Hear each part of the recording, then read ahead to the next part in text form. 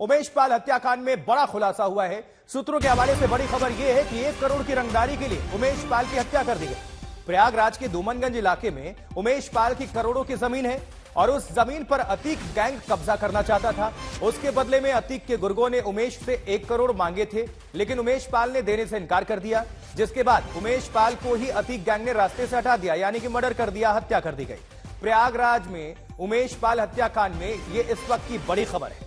अतीक के गुर्गे खालिद जफर ने उमेश को धमकाया था। असलों के साथ उमेश की जमीन पर वो गया था और कहा था कि अतीक भाई का आदेश है, या तो 1 करोड़ दे दो या फिर जमीन भूल जाओ। लेकिन उमेश ने उसकी बात नहीं मानी और पुलिस से शिकायत भी की थी, जिसके बाद ये गुर्गे जेल जाकर अतीक से मिले और सूत्र बता रहे हैं कि वहीं से इशारा हुआ, यानी आदेश मिला और इसी रास्ते से हटा दिया गया उमेश पाल को। ये जो तस्वीरें देख रहे हैं, अब तो जगजाहिर है, दुनिया ने देखा था। तो उमेश पाल हत्याकांड में यह बहुत बड़ा खुलासा, इस वक्त की यह बड़ी खबर। चलिए अब कुछ और जानकारी, डिटेल्स आप सभी तक हम पहुंचा देते हैं, क्योंकि उमेश पाल हत्याकांड में जो बड़ा खुलासा हुआ है धूमनगंज प्रयागराज में, ये धूमनगंज में उमेश पाल की करोड़ों की जमीन है, प्रॉपर्टी है। अब जो जेल में बंद है अतीक अहमद, अतीक गैंग ने जमीन के बदले रंगदारी मांगी थी और कितनी मांगी थी? 1 करोड़ रुपए।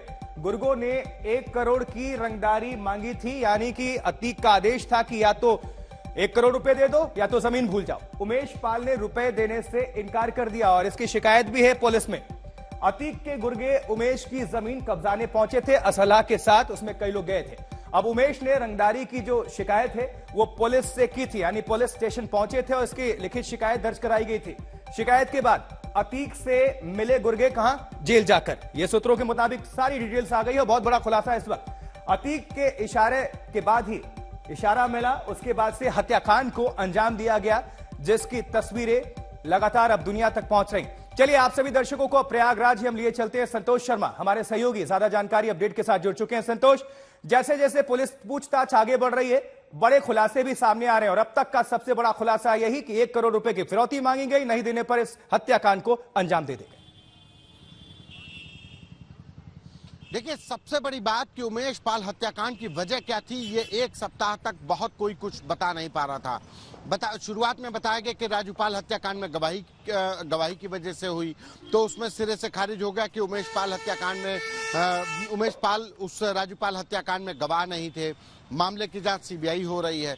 तो एक सबसे बड़ा सवाल था कि आखिर उमेश पाल की हत्या अतीक और अतीक के गुर्गों ने करवाई क्यों या की क्यों।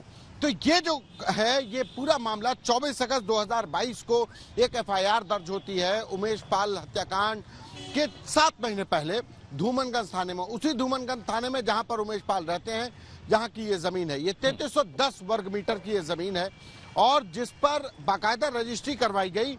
कौशाम्बी के रहने वाली एक महिला से रजिस्ट्री करवाई गई। इस जमीन के दाखिल खारिज हुआ और दाखिल खारिज करवाने के बाद ये जो जमीन लिखवाई गई, उस पर अतीक और उसके गुर्गों के द्वारा ये कब्जा बताइए, शिकायत जो दर्ज कराई गई थी, लिखित शिकायत होगी?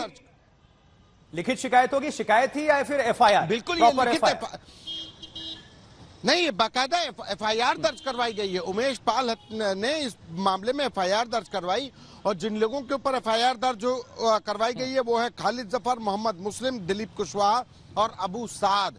ये देखिए, खालिद जफर एक कहा जाए कि अतीक अहमद का एक पूरा प्रयागराज जानता है, बेहद करीबी आदमी है, हिस्ट्री शीटर रहा है। ये खालिद जफर ही वहां पर असलहे के साथ पहुंचे थे और जो तहरीर दी गई, जो एफआईआर में जो शब्द अंकित है कि खालिद जफर ने साफ तौर पर कहा कि अतीक भाई का आदेश है, पहले 1 करोड़ दे दो वरना इस जमीन को भूल जाओ, जमीन पर बिना 1 करोड़ दिए आए तो मारा जाएगा।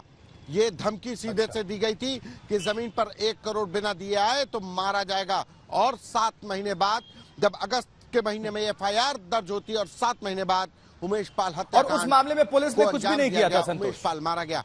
उस एफआईआर को लेकर पुलिस ने संज्ञान लिया, कोई भी उस पर एक्शन देखने को नहीं मिला। आप हमारे साथ बने रहे, आपका हम दोबारा रुख करेंगे, लेकिन इसके बाद क्या? फिर एक्शन का दौर शुरू हो गया, यानी कि बुलडोजर गरज रहे हैं, धमक रहे हैं।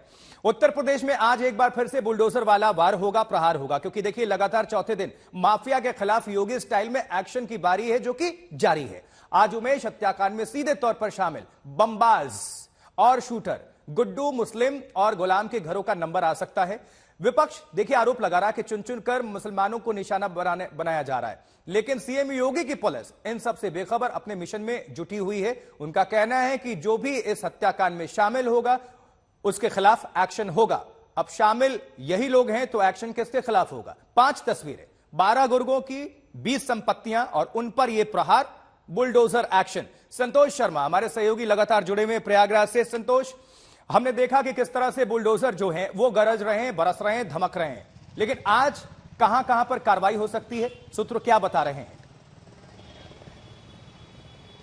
देखिए, अभी प्रयागराज विकास प्राधिकरण की जो बैठक होती है अधिकारियों की, उस बैठक में वो फाइनल नाम किया जाता है। कल शुक्रवार को भी दोपहर के बाद लगभग 2 बजे ये नाम फाइनल हुआ कि पूरा मुफ्ती में मसकुद्दीन के घर को गिराया जाना। ये घर मसकुद्दीन की बहू के नाम पर दर्ज था। हालांकि मसकुद्दीन, उनके दोनों बेटे और भतीजों पर करीब 40 से ज्यादा मुकदमे दर्ज थे और अतीक अहमद का करीबी बताया गया। अतीक अहमद के लिए कभी शूटर का काम किया।